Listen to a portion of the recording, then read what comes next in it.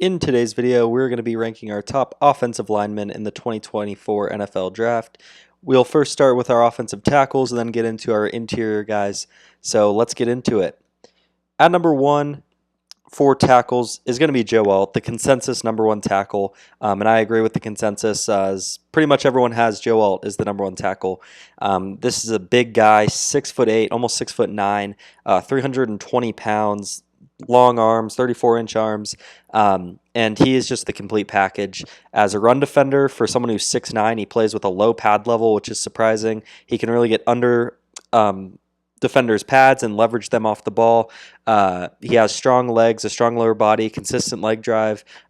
His hand placement on those runs is good. He gets consistent inside hands, doesn't hold. Alt's great as a run defender. Or run blocker. He moves in space well. He's good at locating guys at the second level. I would like to see him maybe be a little more powerful at the point of attack. Like he's not some dominant freak like we'll get into with the next guy. Like he'll sometimes he doesn't displace people off the ball as much as I'd like, but in a zone blocking scheme he could be very good. And as a pass blocker, he is pristine.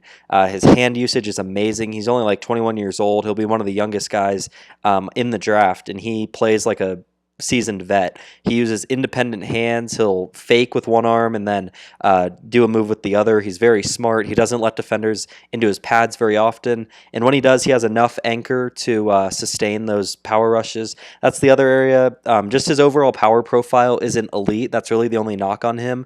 As kind of a longer limbed guy, he's a little on the skinnier side for a lineman, even though he is 320 pounds. His anchor, when guys get into his chest, he definitely gets pushed back a little bit. He has the flexibility and the ankle flexion to anchor pretty well, but when it comes to actually having the lower body strength to just drop his anchor and kill reps, he doesn't necessarily have that. But outside of his power, he's pretty much the whole package. He could fit into any scheme. Joe Alt's franchise cornerstone left tackle from day one.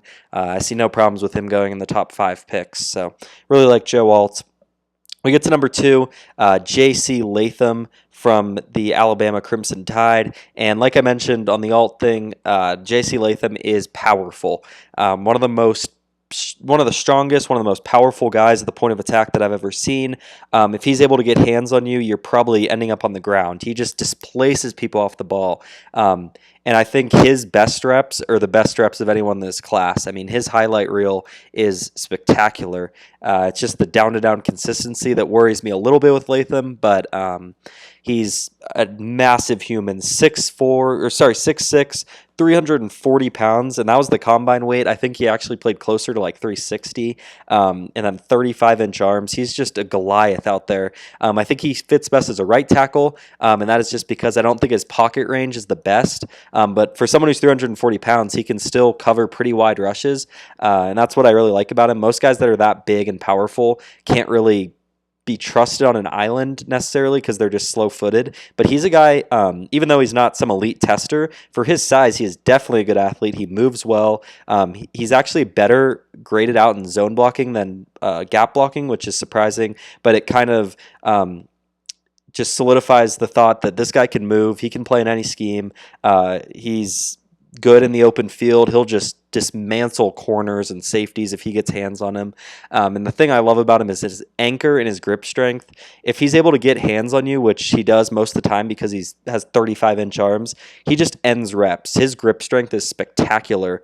And if he anchors against you, you're not getting past him. He can be susceptible to inside counters when he oversets just because his reactionary quickness isn't the best like most 340-pound humans. But Latham is just too powerful. The highs are too high for me to not have him at number 2. He's definitely a little boom bust just because he has some bad reps. If you watch the last play of the Michigan game, he just gets completely forklifted. But Latham, just a powerful human being is how I would describe him. If Alt's a franchise cornerstone left tackle, then Latham can be the same thing on the right side, which is obviously less valuable. But I really like J.C. Latham. We get to number 3, Amarisu Mims, and this is kind of someone I'm higher on than the consensus. And I get it. I mean, he only started 8 games in college, and he just got hurt every time he saw the field. But Mims kind of like Latham, you just don't find bodies like this. 6'8", 340 pounds, 36-inch arms. Some of the longest arms ever measured at the combine. And when you see someone of that size, you think they're going to be slow-footed and not be able to move. And if Latham can move, then Mims moves even better. This dude moves like a 300-pounder out there. He almost broke 5 in the 40 at 340 pounds. He's a special athlete, and if you were building a lineman in the lab, it would probably look like Amarisu Mims. That's kind of what I think of when I see him. Like, obviously, the tape, there wasn't much of it, but the thing, like a lot of these guys that have little tape or that are kind of boom bust, you're like, the tape isn't good. We really have to develop him. But I think Mims, he's a guy that could definitely start year one. Like, the tape is good. He rarely is getting beat around the edge. Like, he has the foot quickness and pocket range to be on an island. Again, like Latham, his reactionary quickness is maybe a little lacking, but it's pretty good. His anchor is amazing. I don't like his hand usage a ton. It's pretty basic. He just two-hand punches every time. But he's also only played 8 games. Like, most guys who only have 8 games under their belt don't look as good on film as Mims did at a premier school going against the top of the top competition.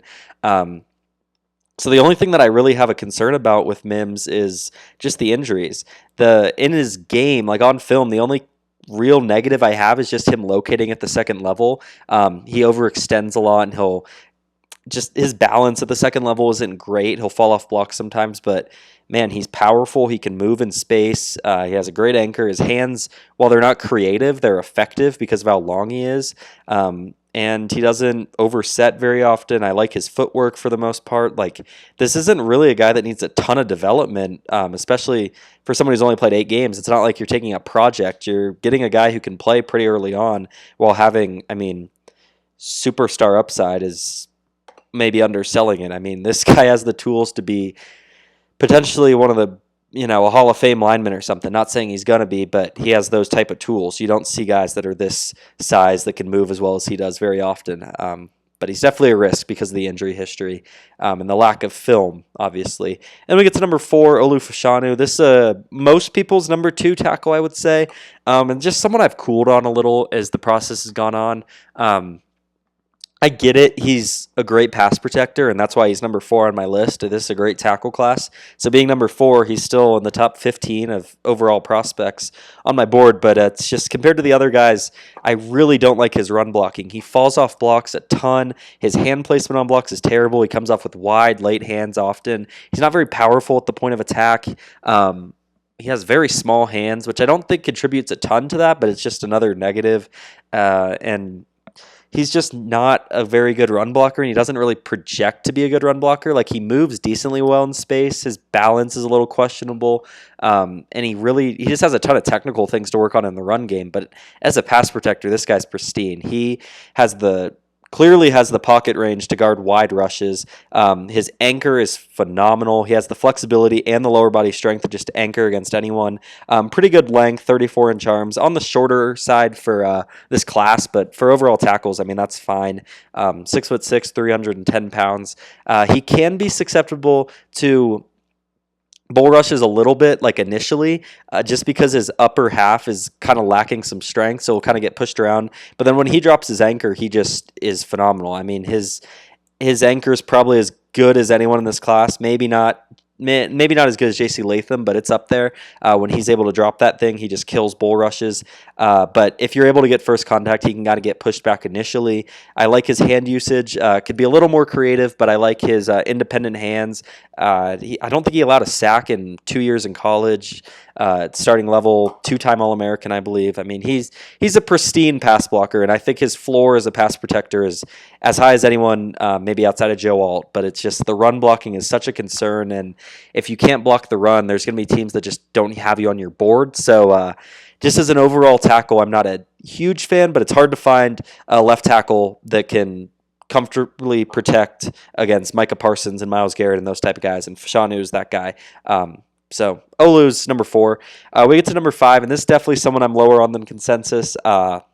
He's been flying up boards since the combine. This is Olu Fashanu from Washington.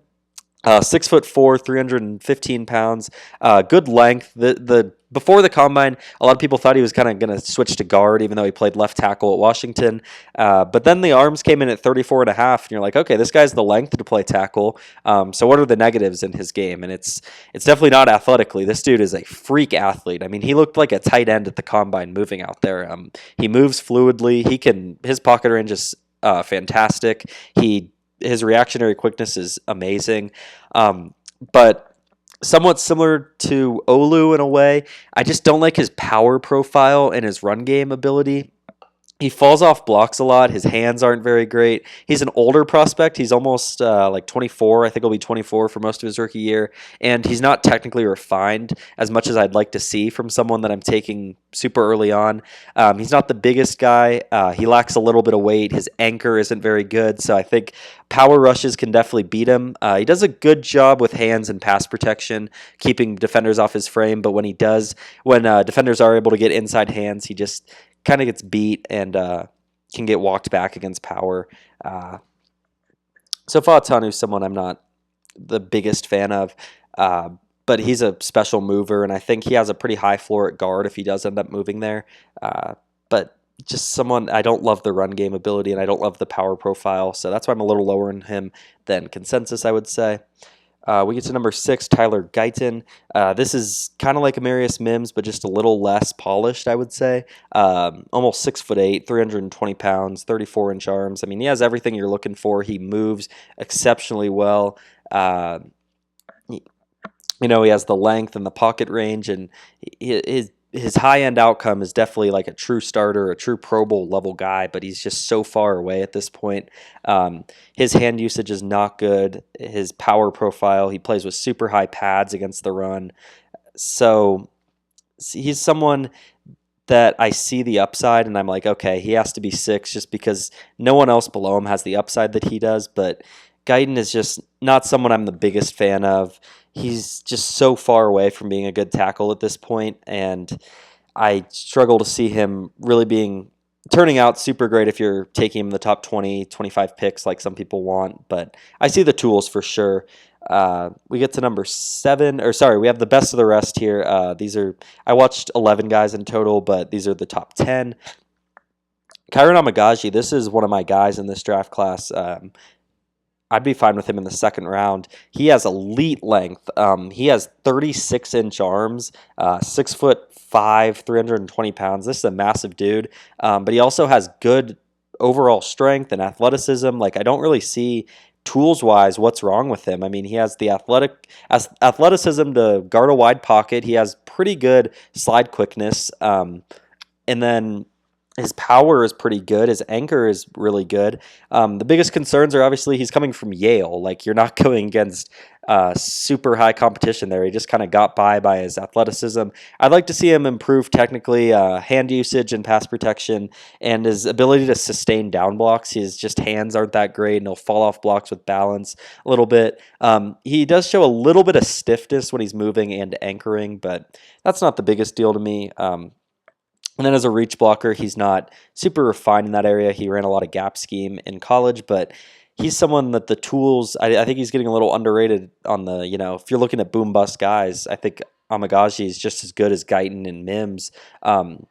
Tools-wise, he's maybe just a step below Mims, but he's on that level with Guyton. I'm a little concerned with the level of competition for sure, but Amagaji is someone that I really like. We get to number 8, Kingsley Suamataia, another in that kind of that mold of not super refined, but he has some crazy tools. 6'5", 330 pounds, 34.5-inch arms. He's a good athlete, especially in a straight line. He's a little stiff moving laterally. He plays very upright, so his anchor is it's almost non-existent because he never really drops it. He just kind of relies on his natural strength. His hands are pretty poor, I'd say, right now. And then when it comes to reach blocking, I really don't like his ability as a zone blocker.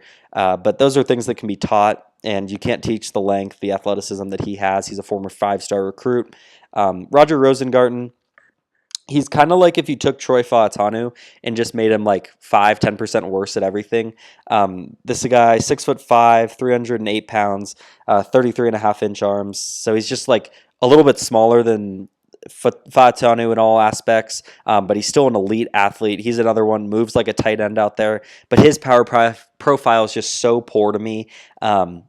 He just doesn't really have an anchor against power rushes, and then when it comes to run blocking, he just never really displaces people off the ball, and he's just kind of he just doesn't have the strength I'd like in a second round lineman, but he is an athlete. He is a special athlete, and he has a great snatch trap technique to just kill rushes. So does Faatanu.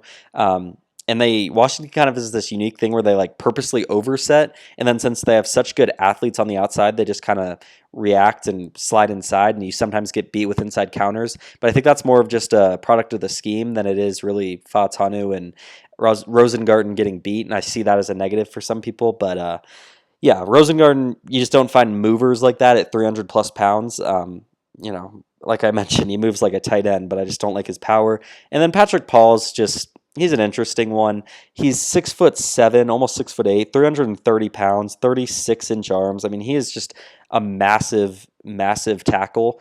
But he's an older guy. He's like going to be 24, and he is so far away from being anything. He kind of reminds me of DeJuan Jones a little bit from last year, where he has all the tools, but it's just like he's not there just yet. Like he has long arms. DeJuan Jones was a little more refined.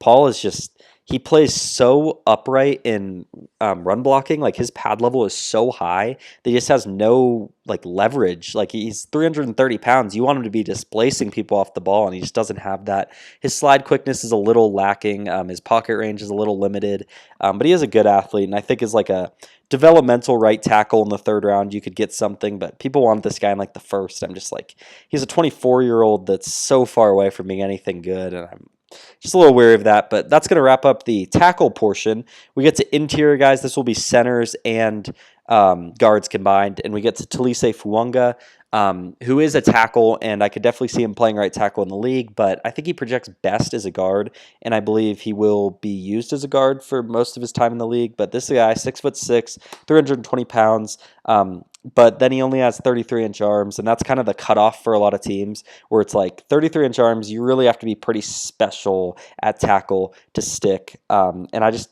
don't think he has the necessary tools to be a great tackle. At his size, he's a very good mover, but his pocket range is a little limited, and just overall, his reaction quickness, like his ability to just stick on an island, I don't think is great. But if you move him to guard, you get the best parts of his game with kind of removing the negatives. This dude is a mauler in the run game. It doesn't matter if he's running gap and just can displace people.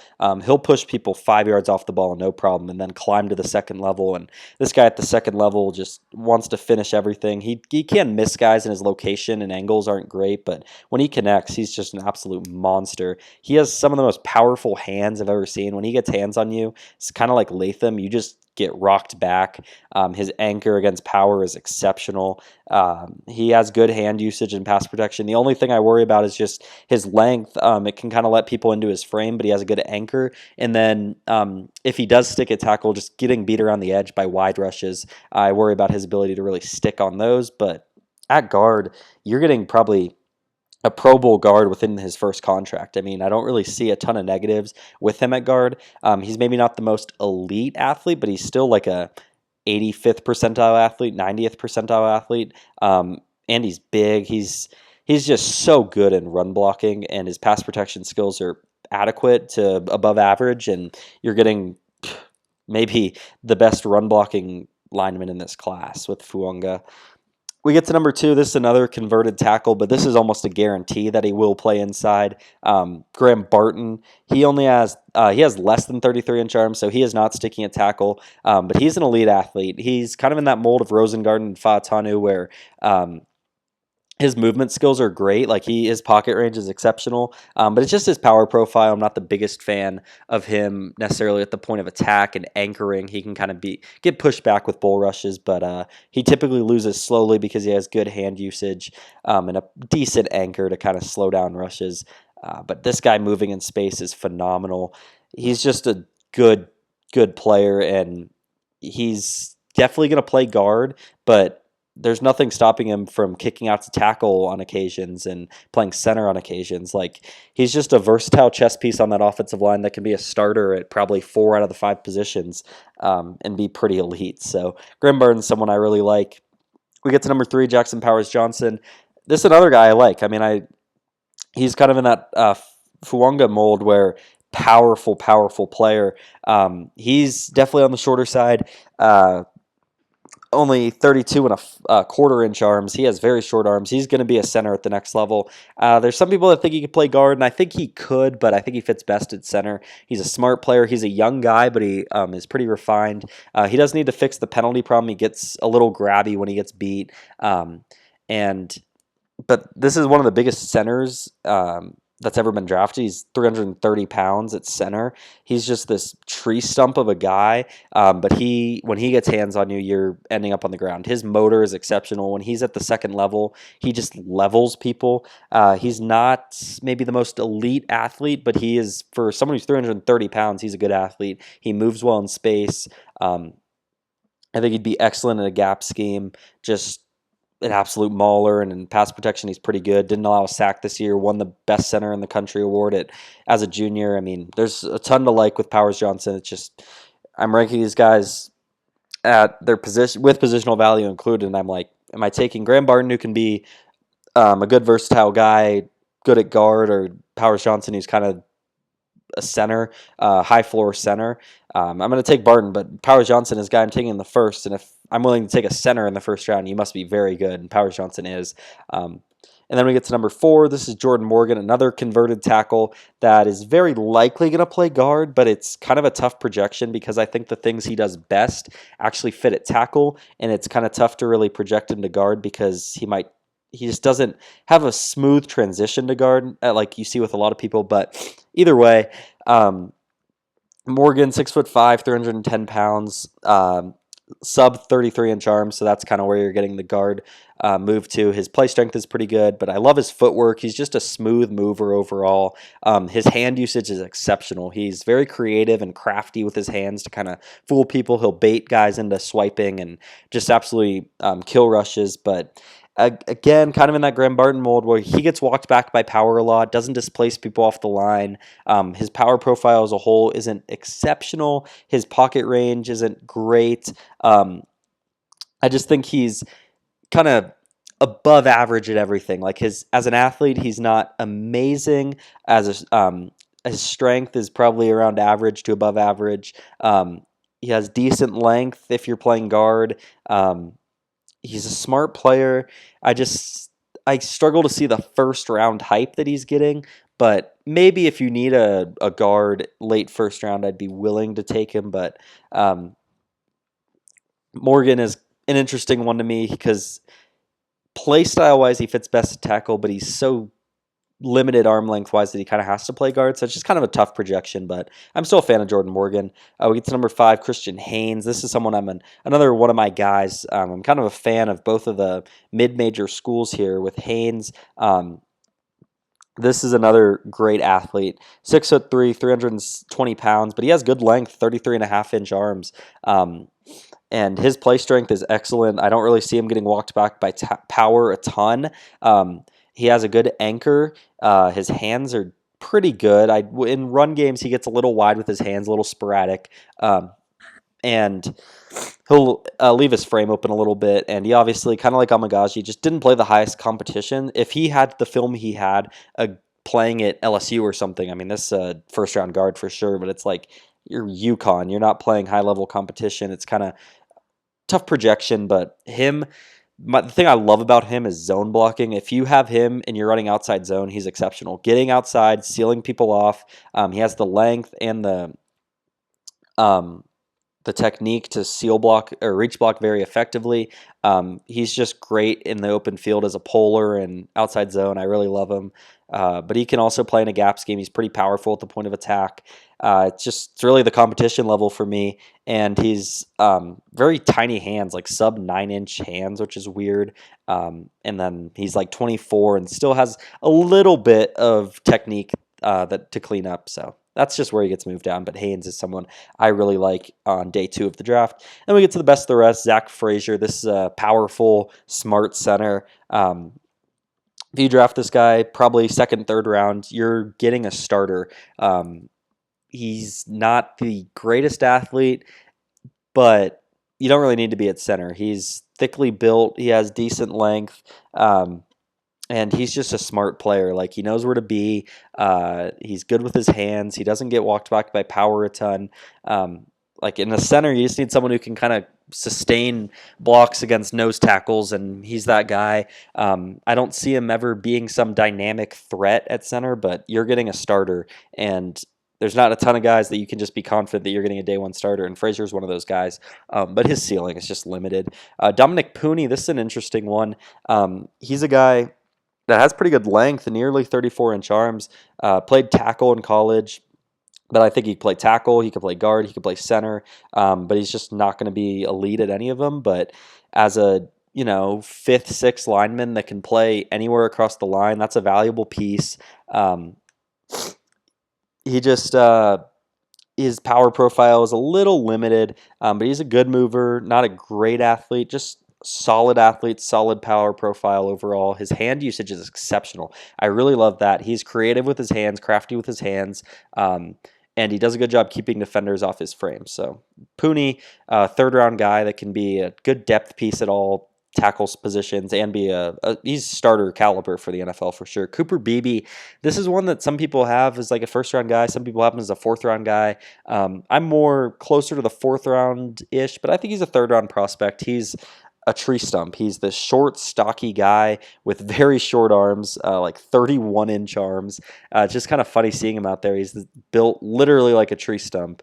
But he's actually a pretty good mover. He's a little stiff, so like when he's used as a puller, he just is kind of slow to his landmarks. But when he's moving in a straight line, he's very good. And when he gets revved up, he's literally a steamroller. Like this guy, if he's running at you full speed, he doesn't have the ability to stop, and he just will plow over you. I love his ability at the second level once he gets going. He locates defenders well. He's pretty powerful upon first contact. It's just the length that's kind of a concern for me. Very small hands as well. So BB's he's a solid guard, but not someone. He's just a above average athlete with very lacking length, but he's kind of a fun guy to watch just because he's just got this weird build. Mahogany, he's probably a depth guard, but I really like him in an outside zone. He moves very well. He's got pretty good length. I just don't like many of these guys, his power profile is limited and his hand usage and pass protection is poor.